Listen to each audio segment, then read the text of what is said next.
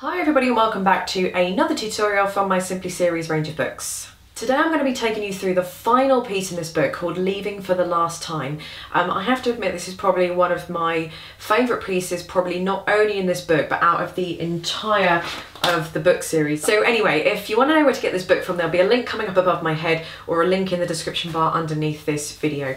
So if you want to know how to play Leaving for the Last Time, please keep watching. Okay, so the first thing I want to do is play it all the way through, then I'll take you through some parts in the music.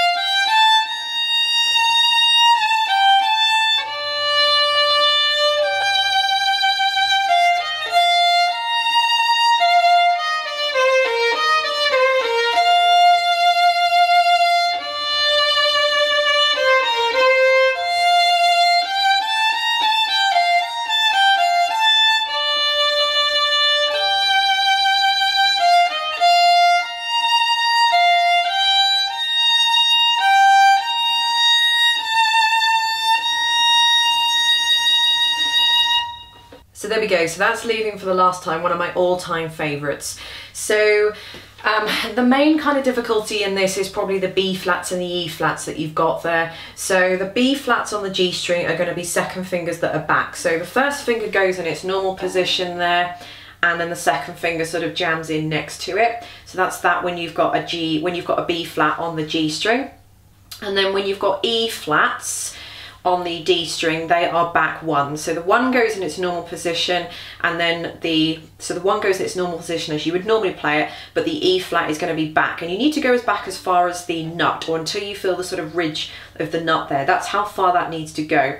The second fingers also need to be in a back position. So if the first finger's in its normal position, the second finger goes there. Unfortunately, you can't put your second finger next to its first finger anymore because the first finger has now shifted to an E flat. But it would be where the first finger would be normally if it was there. So it's going to be a back second finger.